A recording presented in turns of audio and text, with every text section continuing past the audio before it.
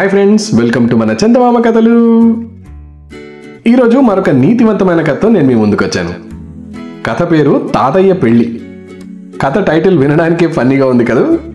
మరి తాతయ్య పెళ్ళి ఎందుకు చేసుకున్నాడు, ఎలా చేసుకున్నాడు చూద్దామా? ఈ కథ ద్వారా మనకు ఒక చాలా మంచి నీతి కూడా తెలుస్తుంది.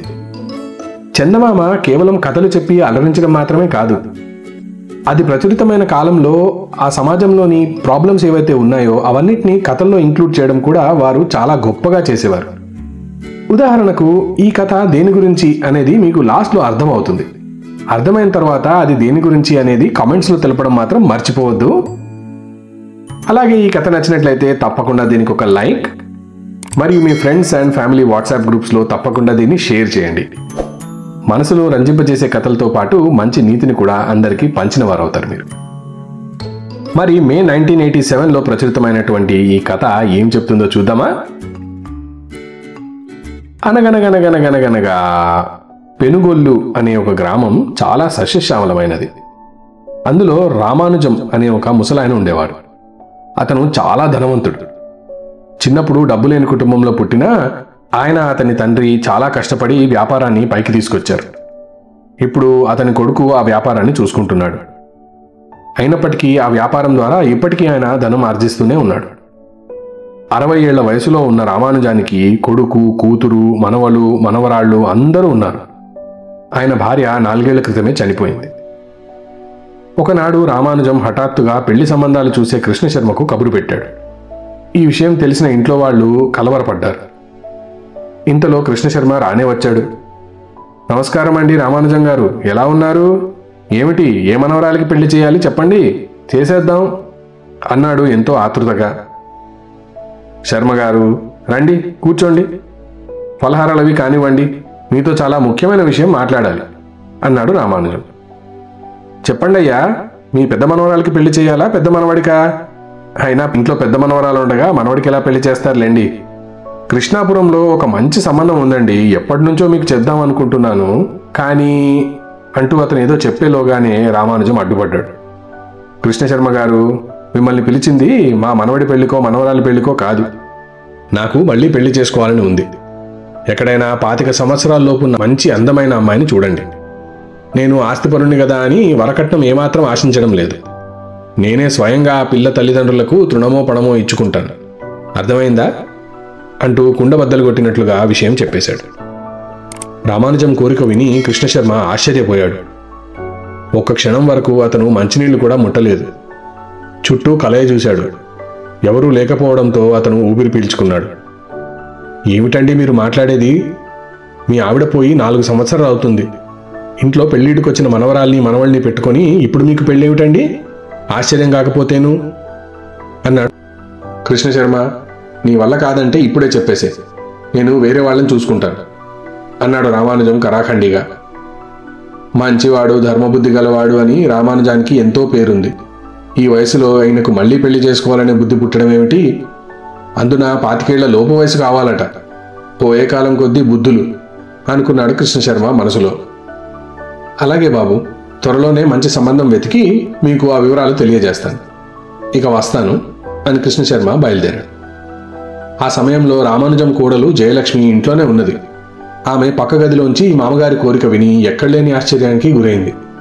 సాయంత్రం ఎప్పుడవుతుందా అని ఎదురు చూస్తున్న ఆమె తన భర్త వెంకటరమణ ఇంటికి రాగానే ఈ విషయం అంతా చెప్పింది. తాను చెప్పింది విన్న తర్వాత వెంకటరమణ కూడా కంగు తిన్నాడు. అమ్మ పోయి 4 ఏళ్లైంది. ఇన్నేళ్లుగా లేనిది నాన్నకు హఠాత్తుగా ఇలాంటి ఆలోచన ఎందుకు వచ్చిందో అసలు నాకేమీ అర్థం కావడం లేదు. ఆయన్నే అడుగుతాను అంటూ రామానుజం దగ్గరికి వెళ్ళబోయాడు. ఇంతలో జయలక్ష్మి అతన్ని ఆపి, ఏమిటి అడిగేది? ఆయన ఏనాడైనా అనుకున్నది చేసి తీరుతాడు. మీకు తెలీదా? మీరు మాట్లాడకుండా ఉండండి, ఏం జరుగుతుందో చూద్దాం. ఆయనకి ఏం చెప్పి ప్రయోజనం లేదండి అన్నది. 10 రోజులు గడిచాక రామానుజం ఇంటికి కృష్ణశర్మ వచ్చాడు. అయ్యా, తమకు తగిన సంబంధం వెతకడం చాలా కష్టమైపోయింది. చాలా శ్రమించిన తర్వాత సర్వసిద్ధి అనే గ్రామంలో ఒక మంచి సంబంధం చూశాను. ఆ గ్రామంలో మునిరామయ్య గారు అనే ఒక ఆయన ఉన్నాడు. ఆయన కూతురు రత్నకు పెళ్లి చేయాలంటే కట్న కానుకలు ఇచ్చుకునే పరిస్థితిలో ఆయన లేడు. 2 సంవత్సరాలుగా ఆమెకు పెళ్లి చేయలేక ఇబ్బందులు పడుతున్నాడు. ఆయనకు ఆ అమ్మాయి తర్వాత ఇంకా 2 ఆడపిల్లలున్నారు. వారికి కూడా పెళ్లిళ్ళు చెయ్యాలి. అదే ఆయన దిగులు అని చెప్పాడు. అందుకు రామానుజం, ఆ విషయమంతా సరే, నా వయసు అది ఆయనకు చెప్పారా? పిల్లనివ్వడానికి పూర్తిగా అంగీకరించినట్లేనా అని గట్టిగా అడిగాడు రామానుజం. అయ్యో, తమ గురించి అన్ని వివరాలు చెప్పానండి. తమ కుమార్తెకు వివాహం అయితే చాలు అన్నారు వారు. ఆ అమ్మాయికి 22 ఏళ్ల వయసు, లక్ష్మీదేవిలా ఉంటుంది. కానీ వరకట్నం ఇచ్చుకోలేక వారు పెళ్లి చేయలేకపోతున్నారు అంతే. మీరు ఇంకోలా ఆలోచించొద్దు అన్నాడు కృష్ణశర్మ. సరే, అయితే నేను పిల్లని చూడాలి. మంచి రోజేదో చెప్పు అన్నాడు రామానుజం. కృష్ణశర్మ పంచాంగాన్ని అటు ఇటు తిరగేసి, వచ్చే లక్ష్మీవారం దివ్యంగా ఉందండి. మీకు సరేనంటే మునిరామయ్య గారికి నేను చెప్తాను, వారాన్ని సిద్ధం చేసుకుంటారు మరి అన్నాడు కృష్ణశర్మ. సరే, అలాగే చేద్దాం మరి. వచ్చే లక్ష్మీవారం వారింటికి పెళ్లి చూపులకు వస్తున్నట్లు తెలపండి అన్నాడు రామానుజం. ఇక పెనుగొల్లులో ఆ విషయం తెలిసినప్పటి నుంచి అమ్మలక్కలందరూ రామానుజం వీధిలో వెళ్ళినప్పుడెల్లా, ఆహా, అదిగో ఆ తాతయ్యకే పెళ్లి అంటూ గుసగుసలాడుకోవడం ప్రారంభించారు. అలా ఈ తాతయ్య పెళ్లి పెనుగొల్లులో చాలా హాస్యాస్పదమైపోయింది. కొడుకు వెంకటరమణ కోడలు రామానుజాన్ని ఇదేమిటి అని అడగను కూడా అడగలేదు. అడిగితే ఆయన ఏమంటాడో, ఎలా మండిపడతాడో తెలియదు వారికి. అందుకని ఆ భయానికి వాళ్ళు అడగనేనా లేదు. ఆయన కూడా ఈ ప్రసక్తి వాళ్ళ దగ్గర తేనే లేదు. మొత్తానికి లక్ష్మీవారం రానే వచ్చింది. అనుకున్న ప్రకారమే కృష్ణశర్మను తీసుకొని రామానుజం బాగా ముస్తాబయ్యి ఒక సంచి చేతబట్టుకొని సర్వసిద్ధికి బయలుదేరాడు. మునిరామయ్య ఆయన భార్య రామానుజానికి అన్ని మర్యాదలు చేసి పెళ్లి కూతుర్ని ఆయనకు చూపించాడు. రత్నం నిజంగానే రత్నంలాగే ఉంది, ఎంతో అందగత్తె. రామానుజం ఆమెను చూసి తృప్తిగా తలాడించాడు. ఆ తర్వాత మునిరామయ్యతో, మునిరామయ్య గారు, నేను పెళ్లి మాట ఎత్తేసరికి అందరూ చాటుగా ఇది తాతయ్య పెళ్లి అనుకోవడం నాకు తెలుసు. అందరూ పగలబడి నవ్విన విషయాలు కూడా నాకు గుర్తున్నాయి. నా భార్య పోయి 4 ఏళ్లయిందండి. కావాలనుకుంటే నేను అప్పుడే పెళ్లి చేసుకునేవాడిని. కానీ నాకు మళ్ళీ పెళ్లి చేసుకునే ఆలోచన లేనే లేదు అన్నాడు. ఆ మాట వినగానే కృష్ణశర్మ ఆశ్చర్యపోయాడు. మునిరామయ్య ముఖం ఎర్రగా మారిపోయింది. ఇద్దరూ ఒకరి ముఖాలు ఒకరు చూసుకున్నారు. అయ్యా, తమరు పెద్ద మనుషులు అనుకున్నాను. ఇదంతా ఏమిటండి? పిల్లను చూపించిన తర్వాత ఇలా మాట్లాడడం ఏమైనా పద్ధతిగా ఉందా? కృష్ణశర్మ గారు, ఇలాంటి వారిని తీసుకొచ్చారేమిటండి? మీకేమైనా మతిపోయిందా అని కాస్త గట్టిగానే అడిగాడు. కృష్ణశర్మ నిజంగానే మతిపోయిన వాడిలా దిక్కులు చూడసాగాడు. అతను రామానుజంతో ఏదో చెప్పబోతుండగా రామానుజం అతని చెయ్యి పట్టుకొని శాంతింపజేశాడు.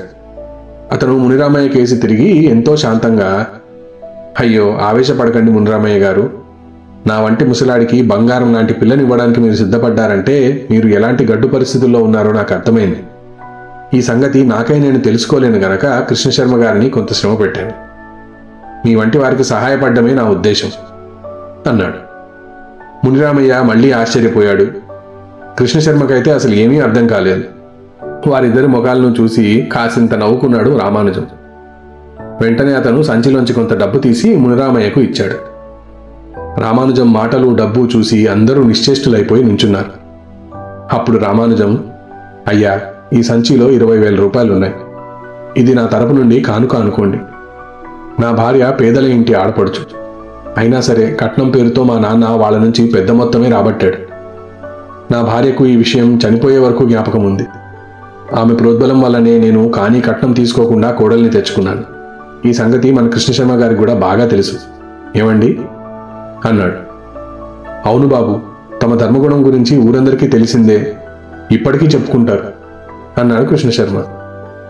నాలో ఏ కొద్దిపాటి ధర్మగుణం అయినా ఉంటే అది నా భార్య కారణంగా వచ్చిందే. ఆమె చనిపోయే ముందు తన బంగారు గొలుసుల్ని, కాసుల పేరును ఇచ్చి వాటన్నింటినీ అమ్మి పేదరికం వల్ల కట్న కానుకలిచ్చుకోలేక కూతుళ్లకు పెళ్లి చేయలేని తల్లిదండ్రులకు సహాయపడమని ఆమె చెప్పింది. ఆ నగలను అమ్మి ఆ డబ్బుతో వ్యాపారం వేరుగా మొదలుపెట్టాను. ఈ 20,000 కన్నా ఎక్కువ మొత్తమే సంపాదించాను. ఆ మిగిలిన ధనాన్ని మరెవరికైనా సహాయపడేందుకు ఉపయోగిస్తాను అంటూ డబ్బు సంచిని మునిరామయ్యకు అందించాడు. రామానుజం ఉదార బుద్ధి చూసి కృతజ్ఞతతో మునిరామయ్య అతడి భార్య కళ్ళలోంచి జలజల నీళ్లు రాలే. ఈ సొమ్ముతో వరుణ్ణి చూసి అమ్మాయికి మంచిగా పెళ్లి చేయండి. నేను కూడా వచ్చి దంపతుల్ని ఆశీర్వదిస్తాను. ఇక వెళ్ళి వస్తాను అని రామానుజం లేచి నిలబడ్డాడు. రామానుజం గారు, ఈ రుణం ఈ జన్మలో తీర్చుకోలేనండి. మీరు గొప్పవారు. మీకు ఇలాంటి ఆలోచన కలిగేలా చేసిన మీ ఆవిడ అంతకన్నా గొప్ప సాధ్వి. అంటూ మునిరామయ్య రామానుజం 2 చేతులు పట్టుకున్నాడు. అంతవరకు తలుపువారుగా నిలబడి అంతా వింటున్న రత్నం ముందుకు వచ్చి రామానుజం పాదాలకు నమస్కరించింది. ఆయన మనస్ఫూర్తిగా ఆమెను ఆశీర్వదించి త్వరలోనే నీ పెళ్లికి వస్తాను అంటూ నవ్వాడు. రత్నం సిగ్గుతో ఇంట్లోకి పరుగు తీసింది. చూశారు కదా తాతయ్య పెళ్లి ఎంత గొప్ప పని చేసిందో. తనకు జరిగిన అన్యాయం ఇంకా ఏ ఆడపిల్లకి జరగకూడదు అనుకుని ఆయన భార్య తీసుకున్న నిర్ణయం ఎంత గొప్పదో చూశారు కదా. దానివల్ల ఇప్పుడు 3 ఆడపిల్లల జీవితం నిలబడింది. ఇంకా ఎన్నో జీవితాలు కూడా అలాగే నిలబడతాయేమో కదా. ఇంతకుముందు చెప్పిన విధంగా ఈ కథ మే 1987లో ప్రచురితమైంది. 1980స్లో మీకు తెలిసినట్లయితే వరకట్నం చాలా పెద్ద సమస్యగా ఉండేది. ఆ కాలంలో ఎన్నో సినిమాలు కూడా వరకట్నం మీద వచ్చాయి. అదే సమయంలో చందమామ కూడా తమ వంతు కృషిగా ఇలాంటి కథలను ప్రచురించింది. దీనివల్ల కొంతమందికైనా జ్ఞానోదయం అయి ఉంటే, కొంతమంది అయినా కట్న కానుకల బారి నుండి బతికిపోయి ఉంటే వారందరికీ ఈ కథలు అంకితం.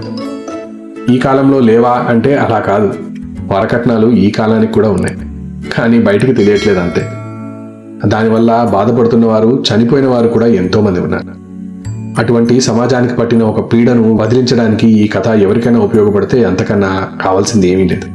కాబట్టి ఇటువంటి కథలను అందరికీ షేర్ చేయండి. వారిలో ఏ ఒక్కరు మారినా కూడా మన లక్ష్యం నెరవేరినట్టే కదా. మనకు ఈ తాతయ్య పెళ్లి చెప్పేటువంటి నీతి ఇదే. వరకట్నం పేరుతో ఎవరిని వేధించవద్దు. దానివల్ల ఎంతోమంది ఆడపిల్లల పెళ్లిళ్ళు ఆగిపోయాయి, వారి తల్లిదండ్రుల గుండెలు కూడా ఆగిపోయాయి.